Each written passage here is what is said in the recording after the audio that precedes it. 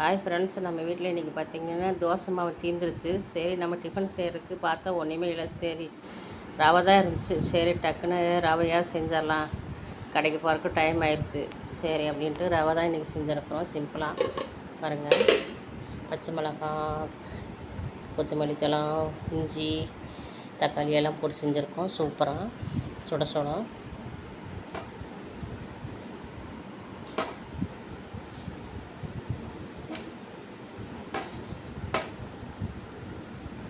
அதுக்கு காம்பினேஷன் பார்த்தீங்கன்னா சட்னி அரைக்கலாம். ஆனால் சட்னி அரைச்சா நைட்டில் வந்து அதிகமாக யாரும் சாப்பிட மாட்டான். சரி, நாட்டு சர்க்கரை வச்சு கொஞ்சம் வெள்ளை சர்க்கரை வச்சு மேட்ச் பண்ணிக்கலான்னு சொல்லிட்டு நாட்டு சர்க்கரையும் வெள்ளை சர்க்கரையும் வச்சுருக்குறோம். பாருங்கள் ஃப்ரெண்ட்ஸ், யாருக்கு இந்த உப்புமாவுக்கு வந்து நாட்டு சர்க்கரை வெள்ளை சர்க்கரை வச்சு சாப்பிட்றது பிடிக்குன்னு கமெண்டில் சொல்லுங்கள். பிடிச்சிருந்தால் லைக் பண்ணுங்கள். ஓகே, பாய்.